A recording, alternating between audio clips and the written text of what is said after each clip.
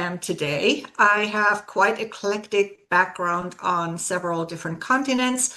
I'm originally from Germany. I was, so to speak, thrown into a leadership role at age 27, shortly after moving to Spain and learning the language, and was very unexpectedly and surprisingly given this opportunity to candidate for this for this role. I was chosen. And so at the time, it was a little bit like a jump into the cold water because I had zero relevant leadership background, or at least so I thought, because I mean, something they must have seen in me, right? But definitely not specific studies or experience. Welcome to Entrepreneurs Are Leaders podcast with Harry Sardinas. Interviews with world's most influential entrepreneurs that share tips about how to grow your business exponentially. Charismatic speaking, leadership, branding, marketing strategies designed to help you monetize your knowledge, find true happiness, and manifest your goals and dreams. 5 steps how to become a great leader. And today we have with us Regina Huber, and she is the CEO of Transform Your Performance, Freedom First Leadership coach, speaker, and author. Regina drives bold, conscious, and heart-centered leadership. Through her holistic approach, she helps her clients become thriving leaders. So, Regina, tell us, what are the 5 steps to become a great leader? The first step is to get to know yourself really well. So self-discovery. Second, and that's actually related, is to really look at your emotional baggage and how to deal with that. The third is to get feedback, because oftentimes we don't really know how we are perceived. We think we know, but it might not be the truth, right? There might be a gap.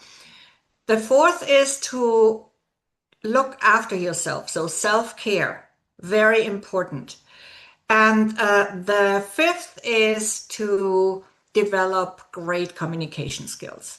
Wow, I love that last one, communication skills. In fact, I have an organization that the name is Speakers Are Leaders, and it's based on this one, how leaders should communicate effectively the message in order to touch, move, and inspire the audience rather than force an outcome. So tell us about your story, how you started this path. Yes, and I just wanted to go back to communication skills for a moment, because that's also really about all aspects of communication, not just the verbal message, as you well know, Harry. It's really about everything, right? And we oftentimes forget about energy in this context, so very important as well. Now, yes, how did I get to where I am today? I have quite eclectic background on several different continents. I'm originally from Germany. I was, so to speak, thrown into a leadership role at age 27, shortly after moving to Spain and learning the language, and was very unexpectedly and surprisingly given this opportunity to candidate for this for this role. I was chosen.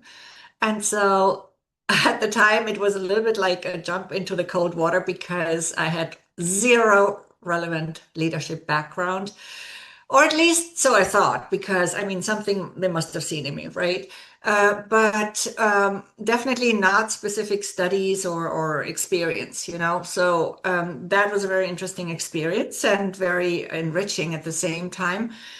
After several years in Spain, I also lived in Brazil twice, in Argentina twice, the second time of each country with my own businesses, brick and mortar businesses, very different. Also learned a lot about leadership there, even with a small team, right? And really about how to deal with my own ethics and my own values, because I often had to stand up against corrupt authorities. So, I just really wanted to stay true to who I was, and that is also leadership to me, and really staying authentic in your essence, right?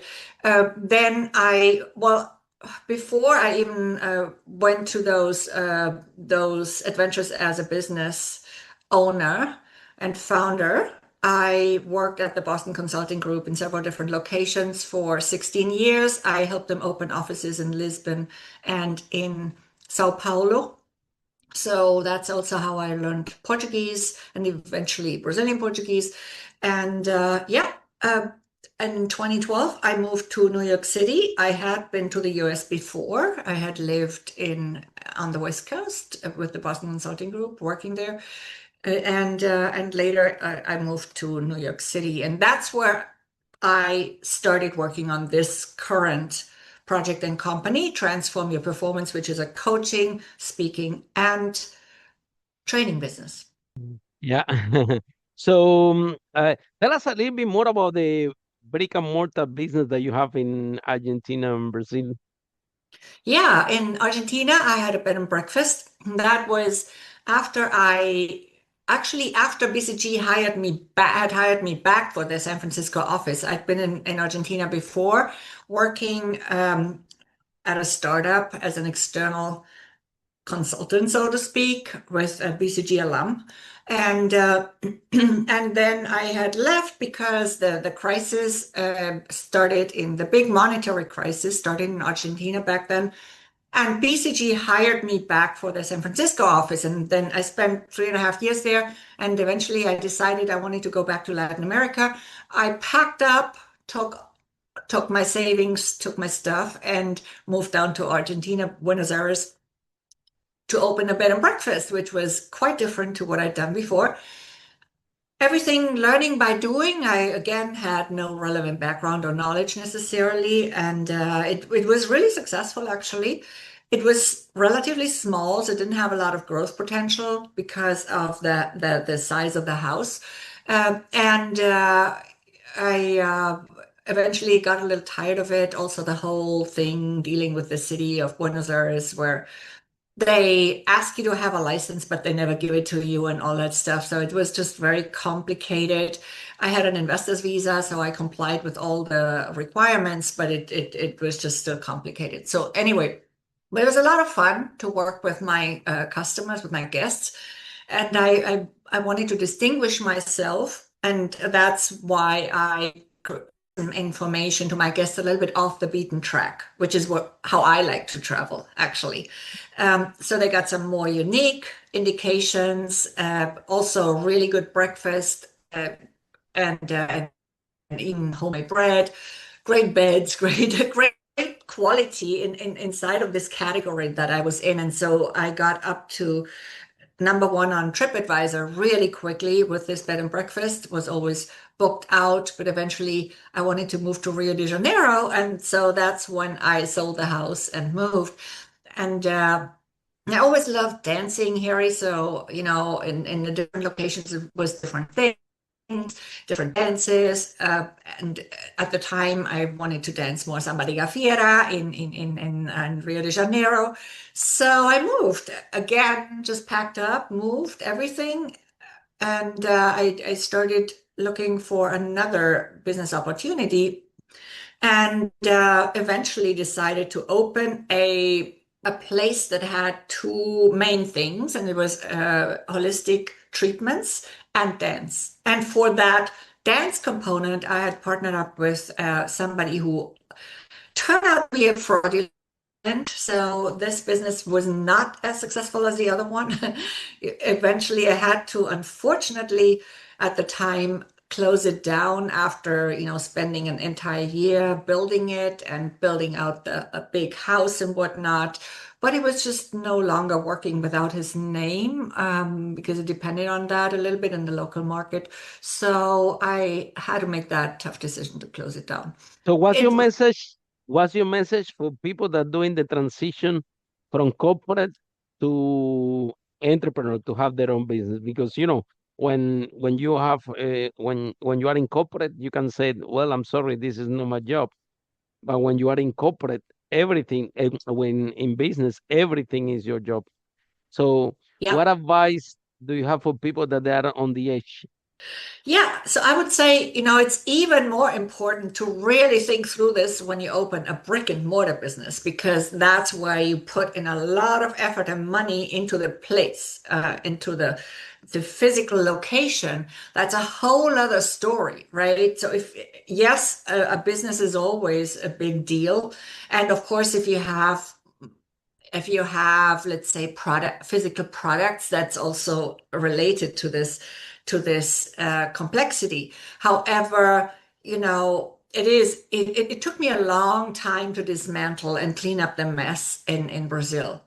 And it was a very bureaucratic process, very difficult as well at the time, due to several different factors. However, I would just say, first of all, be really careful with who you partner up with, Why you did it? because, Why you did it? You have a very good job.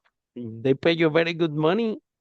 Why you decided to risk it all and yeah. be the brick and mortar business, which is a Well, huge risk. right, it was. You know So what, that Harry? anyone There told were, you that it was no good idea? You were very comfortable. They will pay you very good money. You even have yeah, it weekends was off. comfortable. You can Yeah. rest. Yeah. So why you get yourself into trouble? Well, I just wanted to live life in my way, you know. I just really wanted to do this, and there was a strong desire. I was no longer really that happy because something was missing. And I think that Hmm. happens to a lot of people who have really well-paying jobs, or so-called safe jobs. No job is safe, but Hmm. so that was just my desire at the time. And to tell you the whole truth, Harry, for the longest time, I was just living my life by the motto, just do it. Mm. Oh wow. Later, it changed a little bit, because I think as we grow older, we sometimes become a little bit more cautious. I have always been naturally a very adventurous person. Hmm. Have I always can had tell. very adventurous I can. spirit, you know? I can tell you have lived in different countries. You speak Yeah, and seven I've traveled a languages. lot by myself, which I love. While living in New York, I've been, so I don't like the cold. So I often just Yeah, do I? spent, right? I spent a month or two on the African continent or so, right? And I always really followed my heart in this. And I think But it's a through the, different dynamic, completely right, different dynamic to have a well-paid job that to open your own business. It's like day and night. The whole all of the sudden you have to do so many things, and but yet you decide that you want to live your life in your terms, right? And right. maybe if it doesn't give you the new business so much money, but give you fulfillment and you're happy because this is you want to be in Argentina and you want to live there. Sometimes it's about entrepreneurs. We always have it within ourselves, right? Mhm. Then we decide what life we want to live, and sometimes sometimes thing goes wrong, and it's okay. Mm. Right. Yeah, it's a lot about, and you mentioned one of the words that are really important. It's a lot about fulfillment. It's a lot about really having that sense of choice, and that inner freedom, not just the external freedom of moving around, but also really cultivating that inner freedom and giving yourself permission to follow your dream, and Yeah. to, One of my to dream was to have a restaurant. I always had to dreaming to have a restaurant. I want to have a restaurant. Well, I opened a restaurant in Brick Lane in London for yes. 2 years, and I lost 200,000 pounds. So, so the dream is fulfilled. But never again. Yeah, I like to eat the food, but exactly like you say, when you go into a brick and mortar thing, the dream can become maybe the dream that you have in your head have nothing to do with I realize that what I really like is to eat the food, but not to be there trying to run a highly intense operational Right. business. When I'm coming, my first business was in property, it was less operational. I have one client, they pay me like 800, 600 pounds for the year. Where at the restaurant, you need hundreds of clients to pay you 20 Yeah. 20 Okay. pounds per person. So my Right. my business dynamic changed from day and night, what I'm used to and what this restaurant brought me, and it was very intense. I learned a lot. Yeah, I don't regret it. But sometimes you have that dream and then you go for it, and when you are inside the dream become a nightmare. That happened Yes. to me actually. Yeah, it pretty much also happened to me in Brazil, right? And Mm, it's all good because it's that moment of growth. Of course, while you're in it, it doesn't feel good. mm. While you're in it, it's pretty painful Here. oftentimes. But once you step out of it and really also step out of, well, sometimes we tend to go into victim mode when we're in those situations. So we really need to pull ourselves up by our own hair, right? I mean, if we have some. Sorry. Yeah.